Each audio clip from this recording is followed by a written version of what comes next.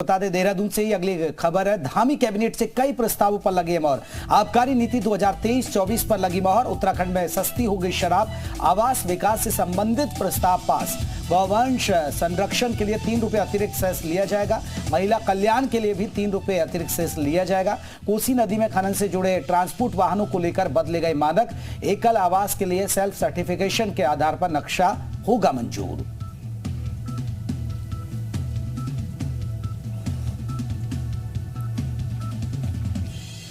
Dhami cabinet के बैठक में कई प्रस्तावों पर कल मोहर लगी। सबसे बड़ी बात रही कि आबकारी नीति, उस पर भी मोहर लग गई है। नई आबकारी नीति बनाई गई है। महंगी रहेगी, सस्ती नहीं रहेगी। उसका ये किया गया कि पहले अंतर बहुत ज्यादा था और ये पता चला कि काफी ज्यादा मात्रा में शराब यूपी से स्मगल होके आ रही है, जिसमें देश का काफी प्रदेश को काफी हानि हो रही है। तो ये माना गया कि 20 रुपए का फर्क होगा तो कोई रिस्क नहीं लेगा इतने कम अमाउंट पे। अभी 150-200 रुपए का फर्क है तो लोग रिस्क, जिसमें यह निर्णय हुआ कि जो एकल आवास है, किसी अप्रूव्ड लेआउट के एरिया में किसी ने एक घर बनाना है तो सेल्फ सर्टिफिकेशन के बेस पे ही उसको अनुमति मिल जाएगी। वो अपना नक्शा सेल्फ सर्टिफिकेट के साथ जमा करा देगा। अगर 7 दिन में प्राधिकरण से कोई आपत्ति नहीं आती तो उसको स्वतः अप्रूव्ड माना जाएगा। वो अपना घर बनाना शुरू कर देगा।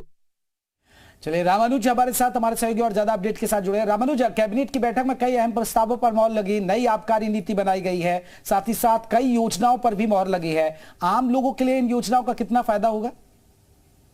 जयप्रकाश, मुख्यमंत्री पुष्कर सिंह धामी की अध्यक्षता में हुई कैबिनेट की बैठक में जो सबसे बड़ा फैसला लिया गया है वो सेल्फ अप्रूव्ड नक्शे को लेकर के है। अगर कोई भी व्यक्ति किसी भी जगह पर अपना घर बनाना चाहता है तो उसके नक्शे को अगर किसी भी प्राधिकरण में वो जमा करता है, किसी तरह से कोई आपत्ति नहीं होती है, तो उस नक्शे को 7 दिन में सेल्फ सर्टिफिकेशन के तहत अप्रूव्ड मान लिया जाएगा। स्वतः ये मान लिया जाएगा कि उसकी मंजूरी मिल चुकी है।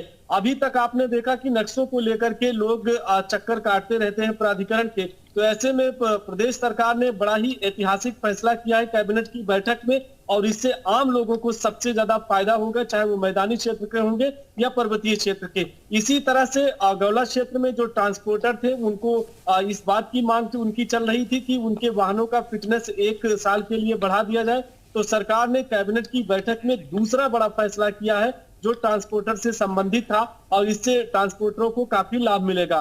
तीसरा जो आबकारी नीति है उसमें बदलाव किया गया है कि जो शराब है उसकी तस्करी रुके, उसके लिए सरकार ने नई पॉलिसी लेकर के आई है।